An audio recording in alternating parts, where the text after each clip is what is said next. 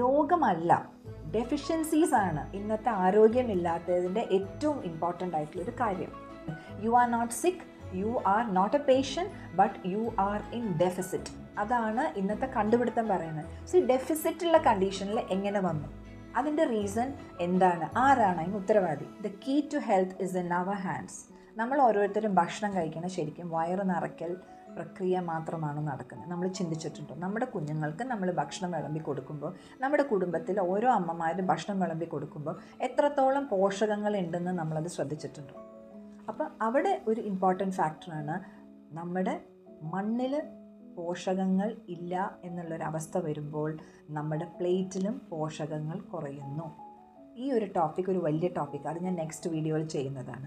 അപ്പോൾ ഈ ഒരു പോയിൻ്റ് നമുക്ക് ഇന്ന് ഭയങ്കരമായിട്ട് എഫക്റ്റ് ചെയ്യണൊരു കാര്യമാണ്. ഓക്കെ, അപ്പം നമുക്ക് പണ്ടത്തെ കാലത്ത് അസുഖങ്ങൾ വന്നിരുന്നത് നമുക്ക് ഫുഡിൻ്റെ കുറവുകൊണ്ടോ അല്ലെങ്കിൽ ഭക്ഷണക്കുറവ് കൊണ്ടും ദാരിദ്ര്യം കൊണ്ടും വന്നിരുന്ന അസുഖങ്ങളും പ്രശ്നങ്ങളും ആരോഗ്യ പ്രശ്നങ്ങളൊക്കെ ഉണ്ടായിരുന്നത് ഭക്ഷണമില്ലാത്തതിൻ്റെ ഒരു പേരിലായിരുന്നു. ഇന്ന് നമുക്ക് അസുഖങ്ങൾ വരണതിൻ്റെ കാരണം ഡെഫിഷ്യൻസി ഓഫ് ന്യൂട്രിയൻസ് ആണ്. ആവശ്യത്തിലേറെ ഭക്ഷണമുണ്ട്, ആവശ്യത്തിലേറെ ജങ്ക് ഫുഡ്സ് ഉണ്ട്, ഓവർ ഈറ്റിംഗ് ആണ്.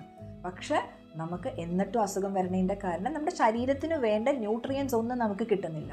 ടൂ മച്ച് ഓഫ് ഫെർട്ടിലൈസേഴ്സ്, കീടനാശിനി ഫുഡ് ക്വാളിറ്റിയെ നശിപ്പിക്കുന്നു. റേഡിയേഷൻ, സെഡൻറ്ററി ലൈഫ്, മെഡിസിൻസ്, അതേപോലെ പെയിൻ കില്ലേഴ്സ്, ഇങ്ങനെയുള്ളതിൻ്റെ നമ്മുടെ സ്ഥിരമായ ശീലങ്ങൾ, ഇതെല്ലാം നമ്മുടെ ആരോഗ്യത്തിനെ നശിപ്പിക്കുന്നു. നമ്മളെല്ലാവരും മനസ്സിലാക്കിയിരുന്ന ഒരു കാര്യമുണ്ട് പണ്ട്, അല്ലേ? ഫോർ എവറി ഇൽ ദർ ഇസ് എ പിൽ എന്ന് പറയുമായിരുന്നു. പക്ഷേ ഇന്നത്തെ അവസ്ഥ നേരെ തിരിച്ചാണ്. For every pill there is an ഇൽ എന്നുള്ള കണ്ടീഷനിലേക്ക് മാറി. ഈ അമിതമായി കഴിക്കുന്ന ഓരോ മരുന്നും നമ്മളെ ഒരു അസുഖത്തിലേക്കാണ് കൊണ്ടെത്തിക്കുന്നത്. ഒരു മരുന്ന് ഒരു